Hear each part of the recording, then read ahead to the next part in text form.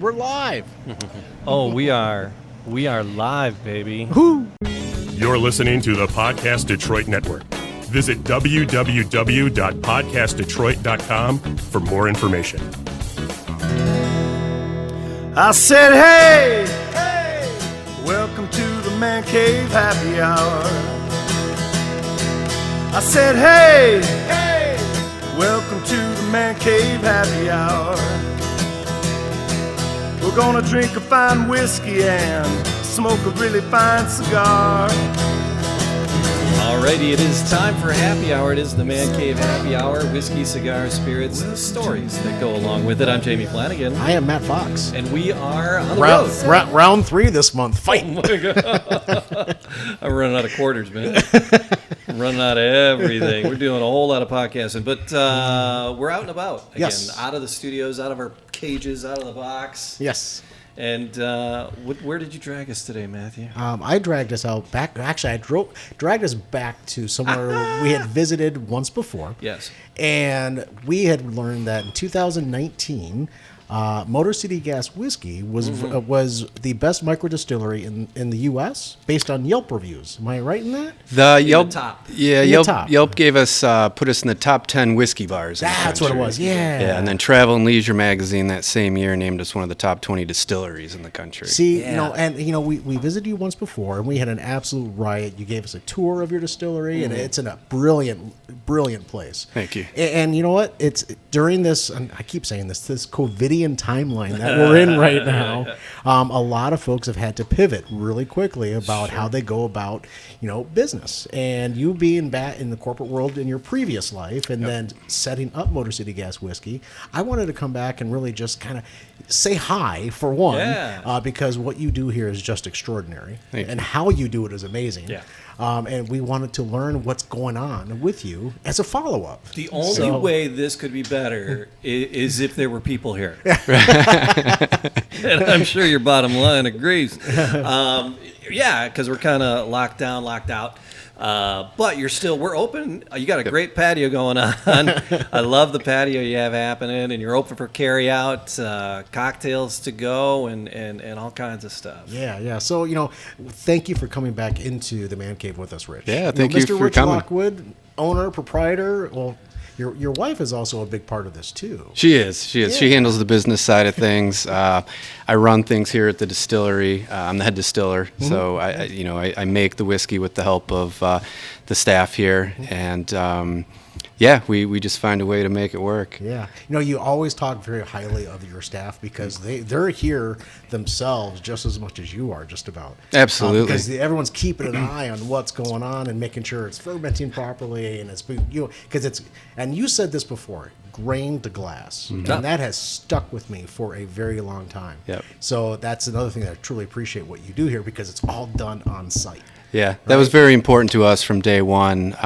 We really wanted that grain to glass or grain to bottle vibe, and I'm a hobbyist turned professional. So I have a very intimate relationship with the products that we make here, and we've got a great staff here on both sides of the house, helping me make the whiskey, but then also designing the cocktails on this side of the house that we sell. And our next evolution from going from grain to bottle is dirt to bottle.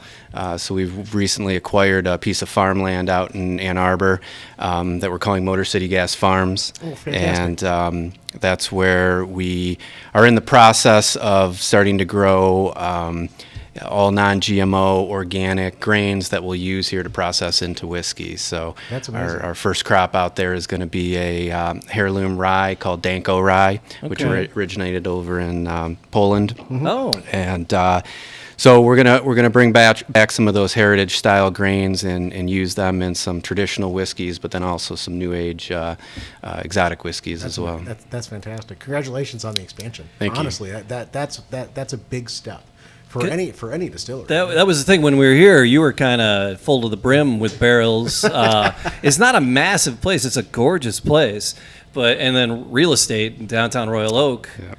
Forget about it. Yeah, with a business like this, where you're exclusively whiskey and all of our whiskeys are barrel aged, we're to the point now where all of our whiskeys spend a minimum of 2 years in oak barrels before they're ready, with our oldest whiskeys being about 5 years old right now.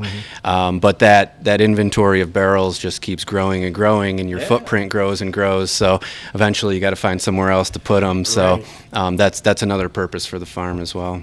You have to have stuff, in the wings waiting, right? Yep. And it's going to continue to mature in those barrels, and you're just going to get more out of those barrels as time goes on. Yep. What kind of structures are they in there, and how secure are the locks? What kind of structures are they in? Because here, there's a cinder block, brick building, Sure. and it's climate controlled, and it is what it is, Yep.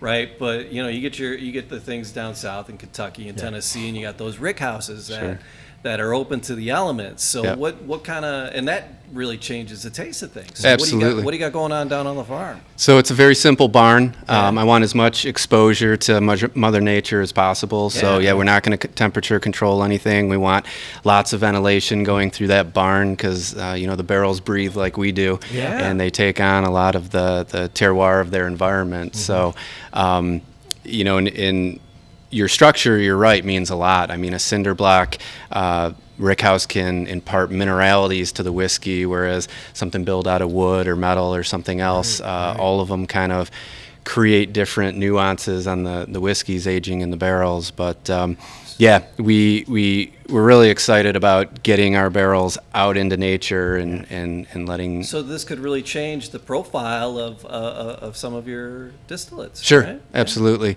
Yep, we're starting with rye and bourbon exclusively out there, keeping my single malts in house here. I do like to adjust the humidity and temperature slightly with the single malts for a little bit different style. But the bourbons we just want to run wild out in the weather, and we'll see what happens. I love it. The barrels that are out in Ann Arbor, do you do anything differently inside them? Do you scorch them at all yourself, or what does that look like? So at the moment, we don't do any barrel conditioning ourselves. We're about to embark on retoasting and recharring some existing barrels, but all of the, with bourbon and rye, here in the States, they have to be brand new barrels and they have to be a heavy char. All of those we get from Kentucky. Okay. We let the professionals handle that because there is an art to that. Yeah. Oh my gosh, and especially keeping those barrels consistent in the flavor that they're going to produce. There's 2 char, 3 char, and 4 char. Sure. There's like all the different grades of that. It's like it's just me and some Give me a gas two. and a match. Give me a trying number to figure 2, it out, please. Yeah, and it's all done by time. They let it burn for a certain amount of time, and so we leave that to the professionals for consistency. But we are getting ready to play around with taking used barrels, scraping them down and retoasting them and charring them ourselves for some little small batch single barrel stuff. One of the things that you had spoke about last time was the community that you have here in the industry, and having barrels that were previously with the beer company, right? Yep. Is that's still happening? Is it not? We still do quite a bit of that. We trade with the beer brewery across the street here. We've got some cideries and meaderies around that we play with, wineries. I mean, we'll play with pretty much anybody. I mean, we've teamed up with Pitmasters before and aged bourbons in a barbecue sauce barrel. So, nothing's off. Spicy No, meatball. no taboos. And that was the thing. That's why we wanted to revisit, because you always have new expressions coming out, a new concoction of some kind. What are the mainstays again? What are the mainstays? So Belly Up Bourbon and Royal Oak Rye are our 2 whiskey mainstays. They're pretty traditional styles. Belly Up Bourbon uses a little bit of rye in the grain bill. Royal Oak Rye uses a little bit of corn in the grain bill, but for the most part, they're pretty traditional styles. They're good sippers, but they also work really well in cocktails. We have a barrel-aged applesauce moonshine that we do for I've had that. Yeah. Because I think I got a few snorts from you the last time I was here, and I took them on a ski trip. Yeah, that applesauce moonshine just was amazing. As I'm sitting 30,000 feet in the air and I'm just sipping on moonshine because I could. Shh, don't tell anybody. But Yeah, it's a little sweeter. It's kind of the go-to for our customers that don't like the full strength of whiskey. Yeah. A little lower alcohol, a little sweeter. And then from there, the rest of our list we kind of just have fun with. That's kind of our staple is a constant revolving list of whiskeys with no set rotation. The barrels tell us when they're ready, and we normally have 14 to 18 different style whiskeys at a time. Okay. Again, all straight whiskeys, aged a minimum of 2 years in the barrel, and they all just kind of rotate, and we like it that way because it gives people a different experience every time they come in. Right. One of the things I do appreciate, though, is that you let it age for that 2 years because you can put it in the barrel and leave it for a month and then pour it out and bottle it and say, hey, here's whiskey. Exactly. Right? But you actually take that time to let it age and let it mature and then bottle it or indoor pour it into a cocktail when you feel it's ready. Correct, yeah. Right? No, the goal here is to get our whiskeys as old as we can. I'd love someday to be able to have a 10 and 15-year-old whiskey to talk about. It's difficult when you're this size because, we make whiskey as fast as we can. Sure. But to keep the lights on, you've got to sell some of that to bring the revenue in. So it's a challenge, but we've been doing a pretty good job of letting dust collect on barrels and getting the age up. What about taxes, right? Because I know that's a big issue in Kentucky and Tennessee. Are those federal taxes? Because you pay taxes as the barrels sit. Are those federal taxes or are those? We pay a federal tax and we also pay a state tax. As they sit? And So- both are significant. Every year as a barrel sits, it's getting taxed and taxed? Yep. So Just so they could fix them damn roads? that's right. It's all on your back. Yep, and Michigan is a fairly high tax rate for this type of industry, Okay. so that is one of the biggest challenges. Is especially when you get into distribution, where you've got the taxes and then you've got the distributor fees and all of that. There is no self-distribution legal in Michigan at the moment. The Michigan Distillers Guild is petitioning for some of those things, but we don't have them yet. Now, you continue to grow your inventory, but then there's a cost to that. Absolutely. Right? So if anyone really wanted to start their own distillery, you really have to do your research and understand the cost behind all of that. Oh, yeah. You can't just willy-nilly, hey, guess what I'm going to do? Yeah. You have to have a solid plan and maybe even a succession plan after that, because 10, 15 years later, who knows? Yep. Right? Because you're going to want to retire one day, I would imagine. Maybe. Yeah. But there's a legacy that could potentially be involved for Motor City Gas. Because last time we talked, you were a brand new father, right? Yep. So how's the little one? How's your son? He's amazing. Aiden, he's 2.5 now, and he's picking up speed, so he's keeping me in shape, chasing him around. You have your running shoes on. But yeah, to your point, I mean, ideally someday I would like to hand this off to him rather than sell it. I'd like this to be a long-term game for us for sure. See, Aiden, pay attention. That's right. So now we mentioned earlier that we had a couple young ladies from St. Louis on the show, and we were talking, and they were claiming that St. Louis had a lot of micro distilleries going on. I believe Michigan is in the running for having some of the most micro distilleries around. What's making Michigan so good for this business? I think the craft beer movement had a lot to do with that.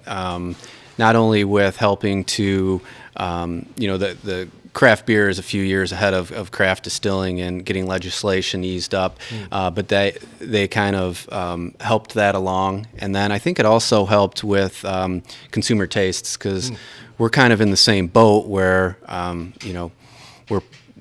we're promising people a better product at a higher price point, and a lot of people are skeptical to come over and try craft. And I think the craft beer guys, studios. Yeah. I think the craft beer guys kind of prime the pipe, with consumers for craft distilling. So I give them a lot of credit for the success that we've seen here, for sure. Yeah, fair enough. So what's new on the shelf? Is there something new and unique that you got going? Yeah, so we got a lot new going. When COVID hit, we kind of had to lock things down for a little bit, no pun intended. We switched over to making hand sanitizer for a while and completely shut production down. But then, after that, when we had to get back online and start generating revenue again the way we used to, we were trying to decide what direction to go, and we just decided we were going to take it head on. And we decided that we were going to release more whiskeys this year than we ever have since we've been open. So this fall alone, we're releasing 10 new whiskeys, and the final one is going to be tomorrow, which is called Fuego, which is a tequila barrel aged rye whiskey. Okay. So yeah, lots and lots of new whiskeys out. Some of them have sold out already. We've been getting a ton of support from the locals that come in here and show us lots of love. Buying up all our stock, but we appreciate that, and it's a tremendous help for sure. So are you guys available only here? Yeah, we have not sold through stores Okay. since we opened. Okay. Retail distribution, I can't say it's something we'll never do. I mean, Right. especially with the pandemic, it's something we've been talking about a lot, but Sure. it's never really been our style. We've always liked being the mom and pop shop in the distilling world here locally. I like the word destination. It's a destination to come to when you're in Michigan or you're in Detroit. You know what? You should go and visit this place. Yep. Because they have an amazing process. They have an amazing, flavor, Yep. for what they do. Yep. So yeah, continue that and just kind of grow upon that and see what happens. Yeah. So what about mail order? Are you allowed to? No, unfortunately, here in Michigan, we're not allowed to ship directly to households. Okay. That's another thing that the Guild has been working on. Right. But yeah, unfortunately, they've loosened up some of the laws with to-go cocktails, Right. which were never allowed before the pandemic, and home delivery of cocktails and stuff like that. But that's something that we're big proponents of, because I think it helps the smallest guys in the industry get started and then eventually become bigger distilleries that help the bigger distributors. When it comes to that to-go cocktail, what's something that I did learn is that if you go to a place and you get a cocktail and then you say, "Hey, can I get a to-go cocktail?" The answer is no. And they just don't allow you to come and get a drink and then leave with a drink. Oh, it's Right? got its own to go only. It's got to be a to-go. You can't have only one on thing. site and then take one for the road. I tried that at a Mexican restaurant. Had a martini and what are those called? I don't remember. But tried to get a drink to go, and they're like, "Yeah, no, margarita is what I was Yeah, having." And they're like, "Yeah, no." everyone's handling it a little different. I know a lot of people in town that have just decided they don't like the idea of to-go cocktails at all. Sure. Yeah. Because liability. So it's tricky times, and it's changing every week, and you got to weigh all those things. Are We're we gonna come paid back to up on liability? Is Yeah. it? So we're going to come back to the to-go cocktails, because I want to find out about the containers and how you're packaging them, how you're shipping them out. But we got a couple things on a board in front of us. Yes. It's, So these are two of our latest releases. Okay. One is called Jacked Up, and this is our take on a Tennessee style whiskey. okay. All right. So Serendipitous from All right. So cold filtered?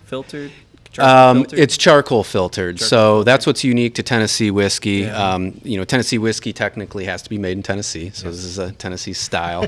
But we harvested a sugar maple tree, yard aged it, which helps the wood decompose a little bit before we char it ourselves in-house. So we essentially create our own charcoal and slow drip filter this whiskey through 10 feet of that, which is the traditional way that they do it there.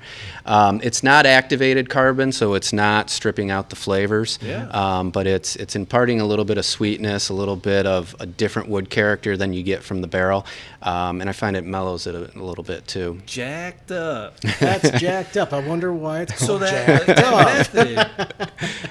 because we mentioned the Uncle Nearest, the Nathan Nearest Green story, and how he was instrumental in that whole process, and how that was imported from Africa, From West Africa, Those practices were imported from Africa to mellow things out a little bit. So Jacked Up is a Tennessee style. Tennessee style, whiskey. yeah. So what's the mash bill on it? And what's the proof? So we've got about 15% rye in there, about 10% malted barley from Motor City Malt House in Shelby Township. Like to keep it local. Yep. All of the grain in this bottle is locally grown, and then obviously manufactured in-house here from grain to bottle. And then we double distill it. We slow drip it through that 10 feet of charcoal before barrel aging. Then it spends 4 years in a barrel. Oh, Wow. And then we bottle it just a hair over 100 proof. So okay. So this was already here when we were here the last time. It was just in the barrel. Yeah, it was still hanging here. It out. was just hanging out. It was sleeping. it's ready. It's ready. So that's I'm excited about that one. Yeah. Take one down, pass it around. Yes, sir. All right. So, when you nose this, Rich, what should someone expect when they just throw their face into the glass itself? So the first time I dive into the glass with my nose, I'm not looking for flavors. I'm looking for the strength of the whiskey. How far I want my nose in the glass. If you move your nose around the rim of the glass, a lot of times you'll find different nuances. So I'm trying to figure out how strong the whiskey is before I go in there and take a big huff and burn all my nose buds. So, and then the second time that I go in, I'm looking for some top line flavors, and then when I go in the third time is when I'm really looking for more of the details in the whiskey. Right. And I'm looking at everything from flavor profiles to strength to what kind of char that I think was used in that barrel, initial aromas that I get, and then ones that linger after I'm done nosing I it. can hear banjos. I wonder what. And this one we proofed a little higher than a lot of our whiskeys. We felt that it held up well at a higher strength. Everybody's taste buds are a little different. Yeah. This one does nice with an ice cube or two, or a splash of room temperature water. I actually like it slightly cut a little bit, Okay. but we get a lot of customers in here that like the full strength. Yeah. Yeah. When I'm, my first thought of this was I definitely get the grain of this, kind of right off the nose. Sure. And I keep going back and keep nosing it, and it's getting more. I don't want to say fruit, but there's something sweet that I'm also getting. The out first of it. thing I got was sweet when I smelled I get it. dark fruit for sure. Yeah. Yep. It's more of a blackberry feel Yeah. than anything else. Okay. Yeah. So I'm excited to dive in. I'm going to dive in. I Go already for it. did. I sipped. I guess it's so it's called Jacked Up, but it's its own profile. There's not it's not like, oh, this tastes like so. Oh, that's got a really nice feel on the palate too. Yeah. It's just sitting back, and it's slowly, you feel that heat going through your chest. For right? sure, for sure. That's a great feel. And similar to nosing, when I'm tasting, I'm usually not looking for a whole lot on the first taste. My first sip of whiskey. No. It's just to adjust your palate, Yep. and then when you go in after that, you can usually Get find of more. a flavor out of it.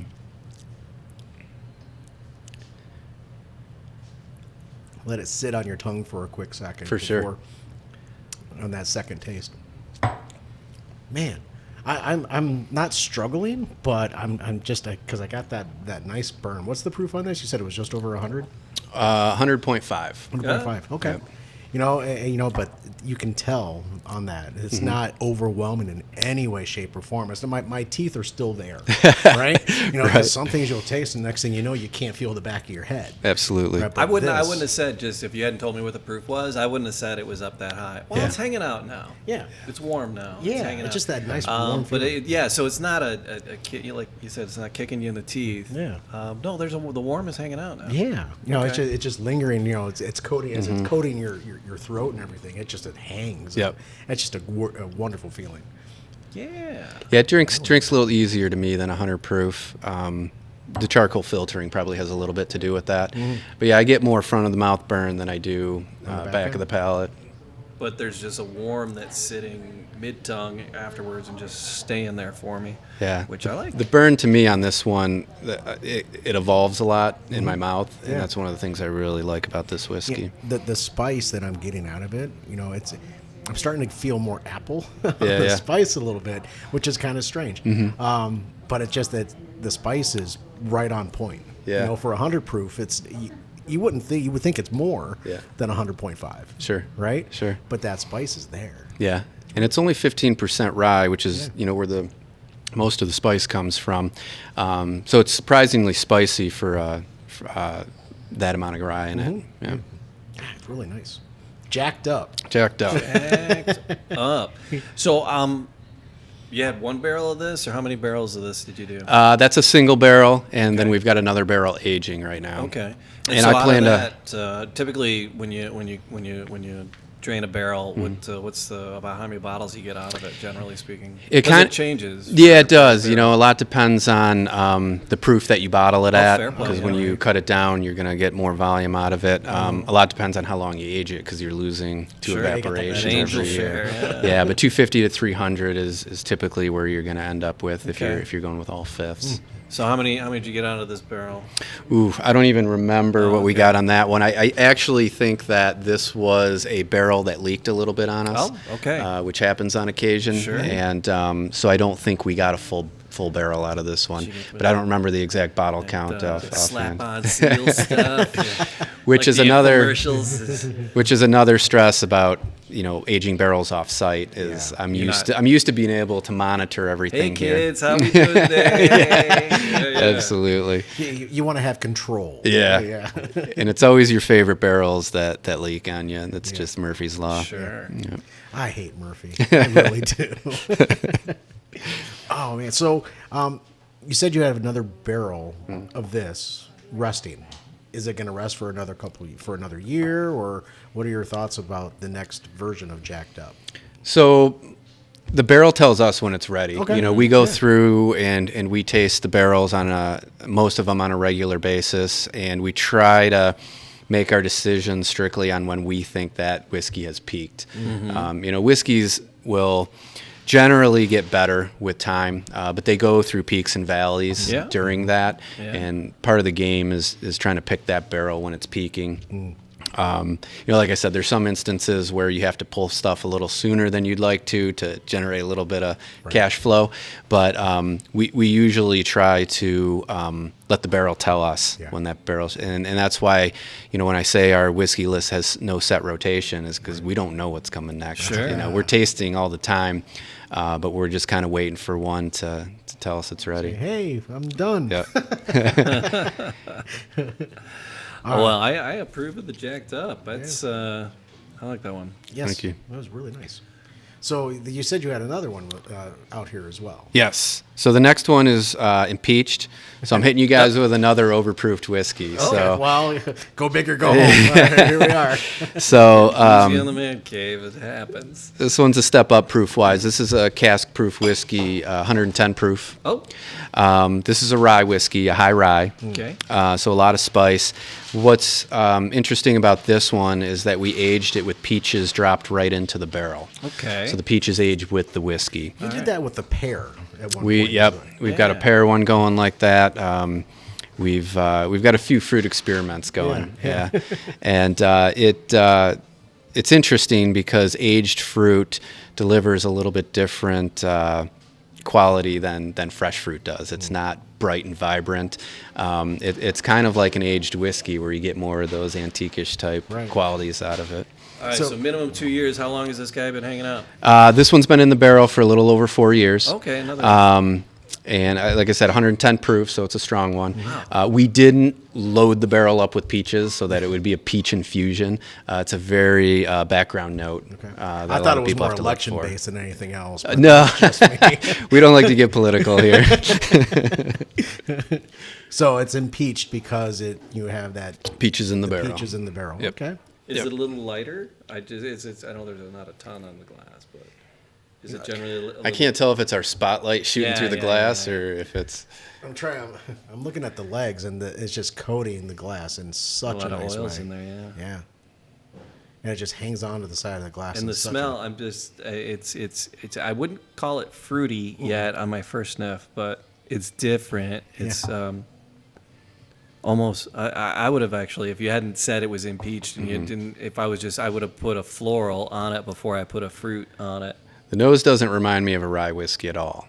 No. And this is a rye. Okay. It's a high rye, so you'd expect a lot of those typical qualities, but I don't get that. I almost get apricot, personally. Like a dried apricot. Yeah.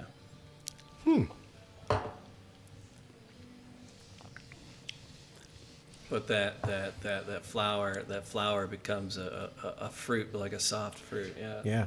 I definitely got the peach on that, and not because you said it, there's peaches in it, but there's definitely a peach feel to this rye. That's actually really, and there's hardly for 110. This one drinks very smooth for that proof. Yeah, for sure. 'Cause I'm not getting the bite that you would typically get from a rye. Yep. Right. I'm not getting a big bite out. Well, after of the swallow, it like opens up. Yeah. In the mouth, like just explodes. Yeah, it's long on the palate. I think the peaches help with smoothing the whiskey out a little bit.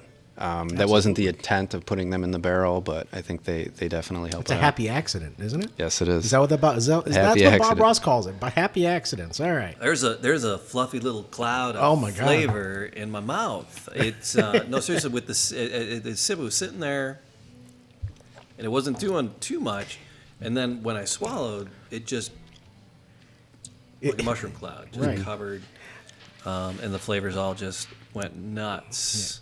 This would be something that I would marry, because we have a rating system, Rich. It's called Screw, Marry, Kill. I like it. Marry, you're actually going to buy it, take it home, and and share it with friends or what have you. Kill it, never do it again. Screw around with it when you're out and about, right? I smell. But this now something that I it's would on marry. my palate, I smell more of the peach in Yeah. the nose. Cindy George checking in on the socials, Oh, and hi, she Cindy. said I just got in. Where are you guys at again? And what are you drinking? We're at Motor City Gas in downtown Royal Oak, and we're trying some of their whiskey. And this one is called Impeached. Yes. Coming in hot at 110%, but it doesn't. There's not a that- burn. No. to it. See, and that's So the thing. it's, You have to be careful with this one if you're at home and you're just watching a couple. You're binging a few So shows. a barrel be is careful with this one.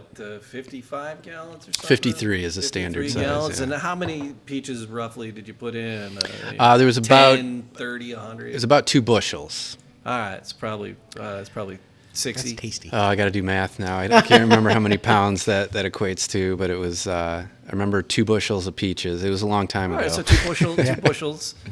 That's a bushel. All right, so a little bushel basket.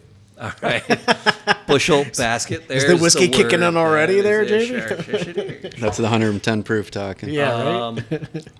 Yeah. You have to be very careful with this one because it'll bite you. Yeah. You have to be very careful on this one. Yeah, I get a different experience every time I go into that glass. Sometimes the grain shines through. I do get a little bit of that floral that you were speaking of. Yeah, it's a flour, some sort of white flour, not baking flour, but a white flour as it starts. But then once you swallow, it's like just a cloud of Almost flavor. daisy flour. Almost? Yeah, I've never really eaten a daisy, but I'll go with that. But the taste correlates to a smell that I'm familiar with. Sure. And that's like a daisy-ish. For sure. Yeah, it's a good call there, Matt. No, I like that. So how does this hold up to ice? Because this is, that peach taste. I prefer that one straight up. That's one that we tried at lower proofs, and it's still good, but and it opens up some different things. But we just felt at 110 is where it really peaked. Yeah. Now as it sits on my palate, I feel like a little dried raisin almost on this one too. Okay. Yeah, that's just my palate. It's still novice. Don't get me Yeah. wrong. No. But I start to understand a little bit more when I try different things, and I'm looking for something that's just hitting me. In the back, your Rolodex is going through, and you're like, "What is that?" And then all of a sudden, it hits you. Yeah. Right. And that's where that dried raisin comes from. Yeah, the complexity is what I like most about this one. Like I said, every time I come out of the glass, I feel like I found something different. Yeah, I'd marry it again. Yeah. I would marry this in a heartbeat because that's just it's almost festive, Yeah. Because it doesn't have that rye feel. It really, Yeah. even though it is a rye. What's the mash bill on this one? Did we talk about that? So that's a high rye. So that's 90% rye, 10% malted barley, again from Motor City Malt House in Shelby. And then the peaches put in there. Peaches go right in the barrel. Is that at the beginning stages, or is that after? No, we let it age for a couple years, and then the last 2 years, a little over 2 years, 2.5 years, I believe it was, we put the peaches in. Right. Now, Let the angel share creep Yeah, out a little bit. Yeah. You got room for the peaches. Then you got room, that's right. So when you were adding the peaches, were you a little bit scared by doing it, or was this something you already had planned? Yeah, I mean, we're a mom and pop shop distillery, like I said, so anytime you're messing with 53 gallons of whiskey, you're sweating a little bit. Absolutely. But we were just confident that if it didn't work out, we could find something else to do with it. Okay. Blend it or make it work somehow. Redistill it. Well, we hope we don't have to redistill it after 4 years. Absolutely. No, I'm with you. But Taxes for 4 years. Yeah. but yeah, we just had a good hunch that we're not the first to do this. It's been done before, and we just had a good hunch that it was going to work out for us. But I think the nice thing about aging the peaches in the barrel, when you get fresh peaches, it tends to dominate, and that's what you get as peach. Right. Whereas with this, peach might hit you once in a while, but you're also getting a complex variety of a bunch of other things as well. So that's the thing. That's like I said. There's a starting flavor, and that's the rye. And it's not quite clove, but it's a spice. But it's not spicy spice. It's a spice. It's not like, ooh, that's a spice, but it's a spice. Allspice or something, but not quite a clove. But there's a spice. But then the after the swallow is the peach and the floral taste. And that is a double oaked product, so it starts off, like I said, rye has to be in a new charred barrel to be a rye. Right. So we do that, and then we moved it to an ex-bourbon barrel, and that's when we put the peaches in. Okay. Right. So You are very well adept at distilling whiskey as a master distiller, right? And that's where you have a lot of your forte. But then your staff, you kind of do you rely on them for the cocktails? Oh, absolutely. I mean, I rely on them on the whiskeys as well. I'm a big believer that everybody's palate's different, and I like what I like, but that doesn't mean you're going to like it. So we do group tastings here, and we'll taste on different days in case our palates are off certain days. But everything's a collective decision. It's not often that I will just run with a whiskey because I like it. Right, It's got to be a number of people who agree with that. Right. So yeah, and most of the people here, if they don't now, have at one point in time have worked both sides of the houses. They've made whiskey and they work the bar. So that not only creates an interesting experience for customers here, but it really adds benefit to both sides of the house. Whether you're making cocktails or making whiskey, you understand both. And but they do an amazing job with taking those whiskeys and creating really cool cocktails with them. Because they were there from the infancy of that. So they kind of understand where their palate lies and what they feel would really mix well to make a fantastic cocktail. Yeah. With what they are creating themselves. For sure. Yeah, and I throw a lot at them. I'll throw some crazy whiskey at them and say, hey, you gotta come up with a cocktail for this. And every time they come back with something amazing. Yeah. So that's a good staff. Yeah, it's always a good step. And Jen, one of your young ladies here, go ahead, Jen. You're good. Oh. Customers first, man. But how long has Jen been here with you at Motor City Gas? Jen's been here at least a couple years now.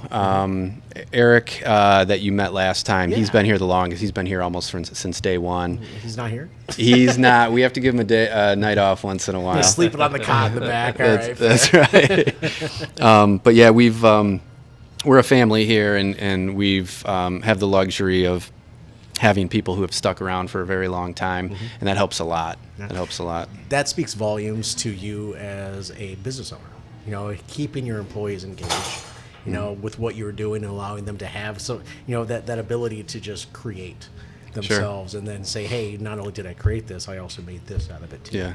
Right. So. Yeah, we try and keep creativity live here. You know what I mean? I'm always challenging them to be creative and swing for the fence and go out there. And a lot of times we got to dial things back if it's not working. But we have an incredibly creative staff. And like I said, that helps on both sides of the house.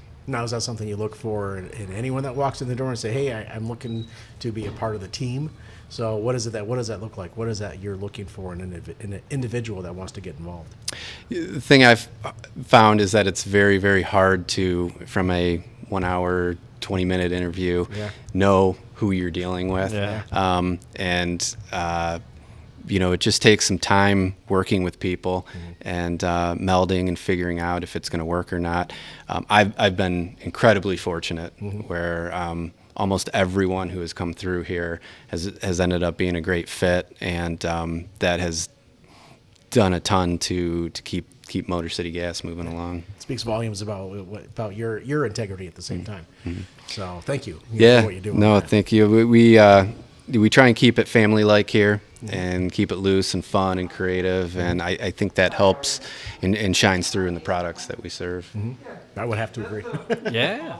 I'm looking forward to the summer and the extended patio, because that wasn't there before. That was an adaptation for the crazy world we're living in. Is that going to stay? Is that a plan to keep that? I hope so. That was something that the city gave us. Okay. The city of Royal Oak has been amazing at helping us through this pandemic, and one of the things they did was allow us to use that to take our seats inside and move them out, and we really appreciate that. I would love to keep that patio going, but we'll have to see. As I drove by, I'm like, ooh, action. I go, this is a little chilly tonight. It's about 34 degrees outside today. Yeah. But you got space heaters and stuff out there, so if it's a mild 40s or 50s day, people could hang out. Yeah. We don't open it every day, but if we get a warm streak, we'll open it up. We got some heaters out You there. must have had an amazing November. Yeah. Yeah, that was pleasant. COVID has just it's been crazy trying to keep up with everything, and I got to give more props to the staff. They've been great at being nimble and adapting literally every week. As we've been sitting here recording, customers are coming in. People are coming in and buying stuff. Jen is running back and forth and mixing stuff up and bagging things up for folks. And and almost everybody who comes in knows the staff here, and you can just tell when they're talking to each other that there's a friendship that's been developed. No shushing allowed. Bottle too, even better. Nice. Take it to the brewery and come back.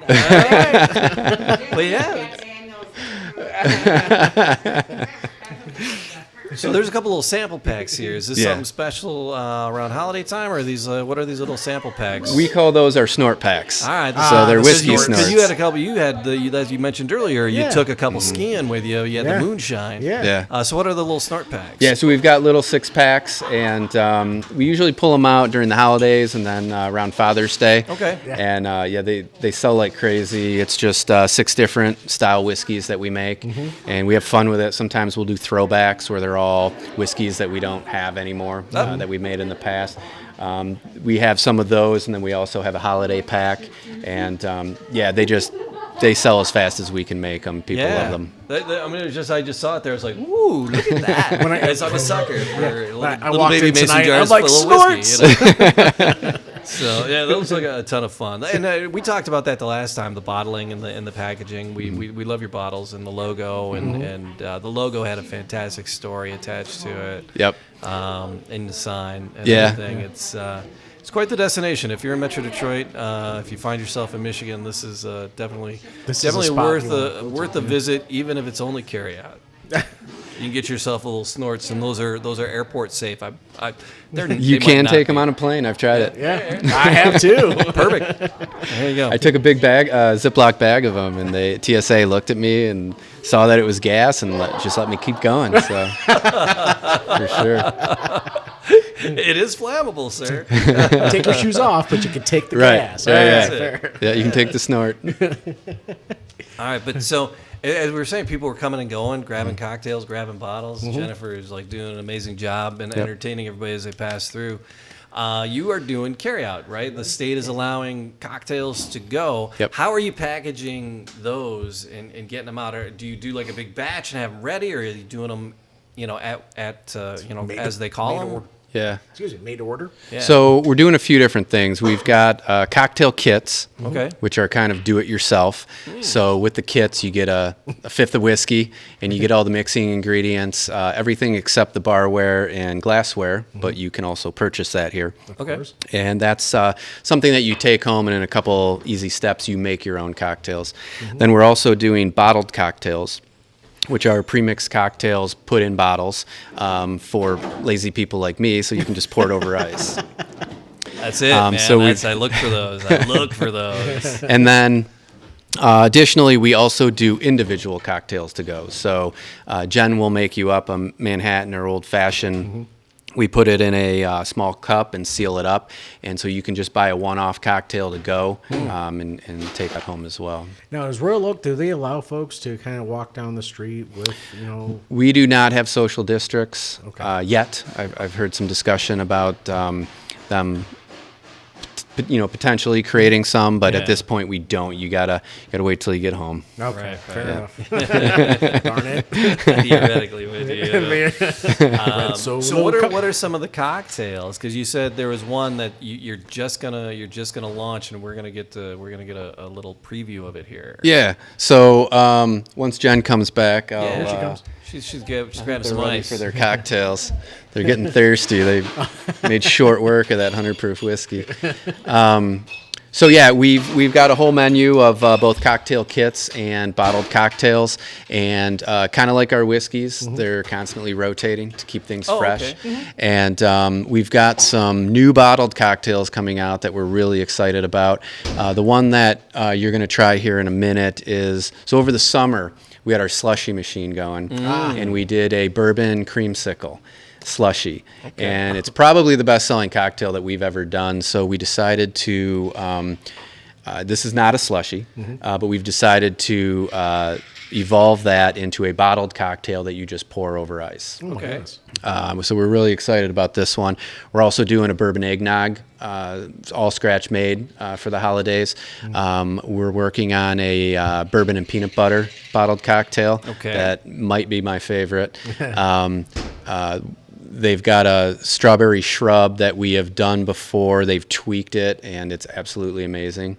And then we've got another cocktail that is rye whiskey, maple syrup, burnt cinnamon, but then they also smoke the bottle before they fill it. And that one I don't have ready for you to try today, but all of these cocktails are coming out within the next few days. Jen, can you bring the bottle over? Can I trouble you to bring the bottle over too? Oh, it's not. It's not a good labeled one. It's not even labeled yet. It's duct tape.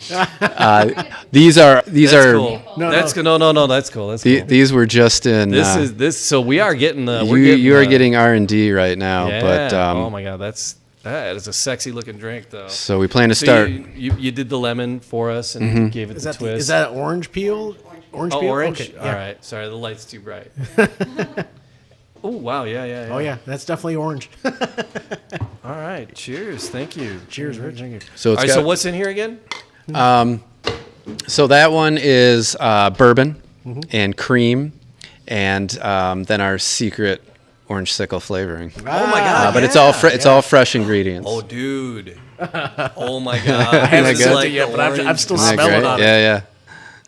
What do you think the proof on this is? We're still R&Ding things, so I don't know, but it is a stronger cocktail. I'm guessing that that one's around 20%. That's not a cocktail. That's a dessert. Is what That that is, is. Oh, yeah. dude, seriously, that is. I think it's tastes just exactly like the orange creamsicle popsicles you would have. Absolutely. Yeah. I am Wow. lockstep. Absolutely. That is And that's- really fun. that's what I mean. I asked for a bourbon cream, and they came back with that, and it's probably the best selling drink we've ever done. God, wow. All right, so if you're again in the Metro Detroit area, you need to stop in here. No, this is. If you're in Royal Oak, you need to stop in here. I'm just saying. Look at Holy that. crap. That is a step or two beyond. This beyond is amazing. that dessert cocktail that a lot of folks will look for, right? Yep, You know, yep. when they're out and about, they're after a big dinner or steak or chicken or what have you. This is a proper dessert. When the weather's cold and you're tired of a pandemic, Yeah, absolutely. Wow. This is even fun for the winter, though. Oh, I mean, yeah. it's this is fun, cuddled up, and it'd be a riot in the summer. It's nice and fun for the I don't think you can put a season on this. Yep. When you go in for a sip, right? You're always going to get that orange because of the way that you guys put the cocktail together with the orange peel and everything. You're always getting that orange every single time. Yeah. And that I cannot taste the alcohol in this, and that's what's so incredibly dangerous. Yeah, and about it's a strong this drink. It's not a I wimpy wouldn't drink. know. I honestly wouldn't. After about 3 or 4, Sure. we'd have a different conversation. So. Yeah, and all of our bottled cocktails are fresh ingredients. We're not trying to extend shelf life. They don't last long. With a drink like that, you've only got a couple weeks to. So you need to enjoy this. you You're need not to- going to hang on to this for the Sure. summer But picnic. but I think it's worth it to Yeah. have. So it is all this something that's natural. going to be available now that once you kick it off, or is it going to be something that'll Yeah, try to make we'll see how available? it goes. I mean, Right. we're going to launch it probably this weekend. Holy and smokes. as long as people keep drinking it, we'll keep making it. the recipe. Get to Motor City Gas now. I'll just come back and have more. Put your name on the waiting list. I am not kidding. Yeah. So is that something that folks, when you do plan to release a cocktail or a whiskey or a rye, are there folks where folks can go and actually put their name on the list so they don't miss out, or how do you handle? you got a newsletter, the mailing consumption? list. Yeah, during the pandemic, we're short staffed. Things are crazy, so we haven't been doing any sort of wait list. It's just been First kinda come, we first get serve, first come first serve. We give people a heads up, and it's right now it's just all hands on deck trying to keep the boat going in the right direction. So, but our customers are used to that when they come here. Everything is first come first serve, whiskeys and all. Right. So yeah. It's a limited time only. But I have a feeling that one's going to stick around because I think it's going to be a hit. I think you should. Yeah. That's just. And I'm super excited about the other ones too. The bourbon eggnog is amazing. The peanut butter and bourbon. You said that was your favorite. Why, yeah. what makes that? I your was skeptical because of the whole screwball thing. But Eric was the genius behind that one, and he kept pushing it. I said, all right, fine, I'll try it. And then once I tried it, I was like, holy cow, this is amazing. So I think that one's going to be a hit too. Excellent. See, I'm not only peanut butter. Yeah. I'm not a peanut a butter straight guy. whiskey guy. So, But No, it's not. No, it's not a screwball. It's just I'm not down with peanut butter. Oh yeah. Just so as people go, oh, you gotta. And it's like, saying a word. well, what's the thing? I hate pickles. I hate. What happens if a pickle shows up on your plate? I'm allergic. I break out into hissy fits. So, but we're at a bar and boozing it up I was with Bob and Dave. And Yeah, we're at like yeah. some obnoxious karaoke bar. Pickleback. The owners of Podcast Detroit, like, let's do shots, and I'm like, that's your mantra, and so they're like, oh, you do this, then you do this, and I'm like, okay, so I do that, and then I do that. That second that one? was just pickle juice. Mm-hmm. Oh my god! I literally I gagged and I just spit it right back out. It was like horrific. And so there's a few things that I'm not down with. So it's like you're like going peanut butter, and I'm like. Don't make a scrunchy face. Don't make a scrunchy face. Don't make a scrunchy face. But Matt's down with it. Matt'll try it. I'll try anything once. That's it. I might try it again if I like That it. explains college. Hey, you're not wrong. Spot on, Jamie. Spot on.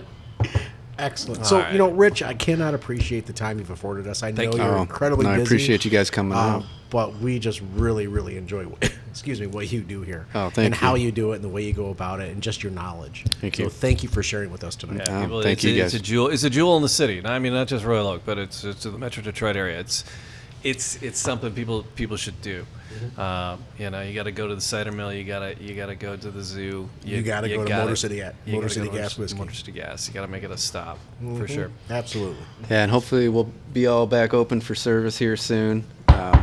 I got your back. In the meantime, it's just carry out. MotorCityGas.com, is that? MotorCityGas.com. We got our menu up there, and if you want to learn a little bit more about us, we're also on Instagram, Facebook, and Twitter. So whenever we pop new whiskeys, we blast it out on all that stuff. Awesome. That you do. All right. Well, gentlemen, thank you, and cheers, right? Cheers. Cheers. Thank you, guys. Yeah.